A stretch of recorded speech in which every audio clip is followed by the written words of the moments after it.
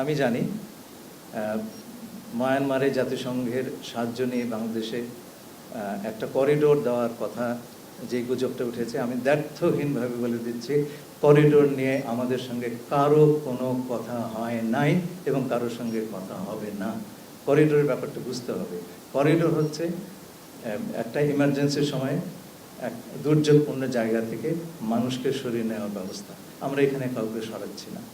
আমরা যেটা করছি, যেহেতু আরাকানে কোনো সাহায্য সহযোগিতা এইড এর উপকরণ অন্যান্য সাপ্লাই রুট দিয়ে দেওয়া সম্ভব হচ্ছে না, জাতিসংঘ আমাদেরকে এইটুকুই বলল যে আপনারা এই সাহায্য, যেটা তারা তো সাহায্য দিয়েই যাচ্ছে আপনার রোহিঙ্গাদেরকে গত 7-8 বছর ধরে, সেটা আমাদের চোখের সামনে। তারা বললে এর কিছুটা দূরে বর্ডার, আপনারা এইটুকু জায়গাতে আমাদের সাহায্য করবেন যাতে আমরা ওপারে নিয়ে যেতে পারি। জাতিসংঘ তার বিভিন্ন সহযোগীদের মাধ্যমে রাখাইনের ভেতরে যে এই চ্যানেলগুলো আছে তারা সেটা ব্যবহার করবে এবং সেটা দিয়ে তারা এই মানবিক সাহায্য পৌঁছে দেবেন রাখাইনের জনগণের কাছে। আমি আবারও বলছি, দ্ব্যর্থহীন কণ্ঠে বলছি, এবং আপনারা সেটা প্রমাণ করতে পারবেন, যোগাযোগ করলেই পাবেন। জাতিসংঘকে জিজ্ঞেস করেন, জাতিসংঘের সমস্ত রাষ্ট্রদের জিজ্ঞেস করেন। আমরা করিডোর নিয়ে কারোর সঙ্গে কোনো ধরনের কথা বলি নাই এবং আমরা বলবো না।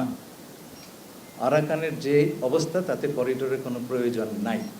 আমরা এই কোনো করিডোর সৃষ্টি করে সেইখানে কোনো ধরনের লোকজনের আপনার যাতায়াতের ব্যবস্থা সেটা করার কোনো এখন প্রয়োজনীয়তা নাই।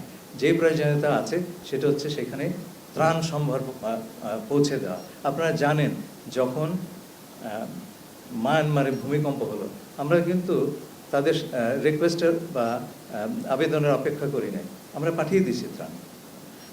এটাও সেই ধরনের একটা মানবিক অবস্থা এবং আমাদের ধারণা এই কাজটি করতে পারলে সেইখানকার পরিস্থিতি কিছুটা স্টেবল হবে এবং আমরা সেই অবস্থাতে রোহিঙ্গাদের প্রত্যাবাসন নিয়ে আলোচনা করতে পারব। যদি আরাকানের অবস্থা যতদিন অস্থিতিশীল থাকবে ততদিন আমরা প্রত্যাবাসনের কথা বলতেই পারবো না। আর প্রত্যাবাসনের কথা যদি নাই বলতে পারি তাহলে তো প্রত্যাবাসন কৌশল নিয়েও কোনো কথা বলতে পারবো না। সুতরাং প্রত্যাবাসন কৌশলের যে প্রিরিকুইজিট, পূর্ব শর্ত, আমরা সেখানে আসি নাই। অনেকে বলেছেন করিডোরে নিয়ে আপনারা কথা বলছেন, কারোর সঙ্গে আলাপ করেন নাই। ভাই, অস্তিত্ববিহীন জিনিস নিয়ে আমরা কী করে আলাপ করবো? যার অস্তিত্ব নেই তার সঙ্গে সে বিষয়ে আলাপ কী করে হয়? আর আরেকটা কথা আপনারা শুনেছেন আমার জাতীয়তা নিয়ে, আমার একটাই ন্যাশনালিটি, সিটিজেনশিপ, বাংলাদেশের সিটিজেনশিপ।